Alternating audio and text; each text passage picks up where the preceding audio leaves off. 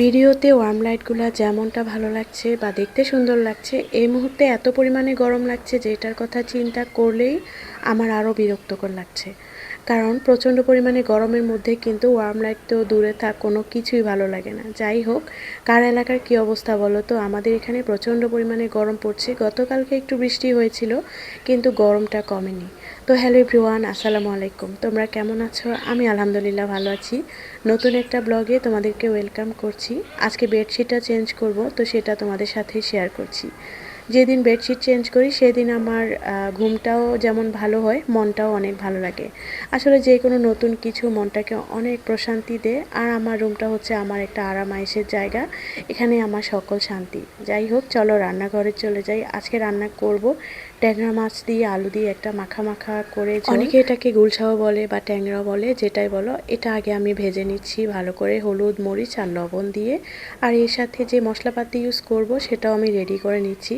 আসলে আমি আমার বেসিক রান্নাবান্না তোমাদের সাথে শেয়ার করি। অনেকে আছো নতুন, আর আমি সবসময় একই টাইপের রান্নাবান্না করি না, আমার কাছে ভালো লাগে না, খেতে খেতে অনেকটা বিরক্ত লাগে। তো তখন আমি কি করি, একটা এক্সপেরিমেন্ট চালাই। আর আজকে রান্নাটা দেখছো, এটাও আমি কখনো আগে করিনি। আজকে ভাবছি যে এভাবে রান্না করি। কালো জিরাও দিচ্ছি সাথে মশলাপাতির সাথে, কারণ কালো জিরাটা না ইদানিং বেশ ভালোই লাগে, স্পেশালি যখন পাবদা মাছে দিই, সেটা বেশি ভালো লাগে।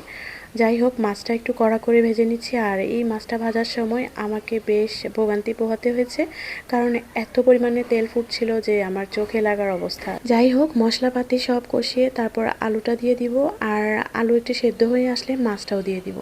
আর যা ঝোল লাগে সেটা তো দিবই। আসলে আমার মাংস থেকে মাছটাই বেশি ভালো লাগে, আর মাছটাই আমাদের বেশি খাওয়া হয়। আর আমি এমনিতেই দেশি, মানে খাঁটি বাঙালি বলতে পারো, ভাতে মাছে বাঙালি বলতে পারো, কারণ আমার মাছ অনেক বেশি প্রিয়।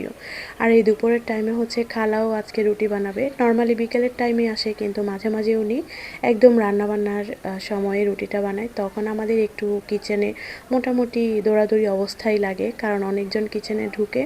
আর হচ্ছে গিয়ে আমাদের একটু তাড়াহুড়া লেগে যায়। এমনিতে আমাদের রান্নাবান্নার টাইমটা অনেক তাড়াহুড়ার মধ্যেই কাটে, শুধু আমার না, সবারই মোটামুটি একই অবস্থা। আর রান্না শেষে দিয়েছিলাম লেবু পাতা, যেটা মা বলেছিল যে রান্না শেষে একটু লেবু পাতা দাও, খেতে ভালোই লাগবে। আর আজকে রান্নায় ছিল ডাল, সেই সাথে মাছ, আর হচ্ছে মিষ্টি কুমড়া ভাজি। এই তো ব্যাস, একটা দেশি প্ল্যাটার রেডি। তো আজকে এখানে বিদায় নিচ্ছি, আল্লাহ হাফেজ।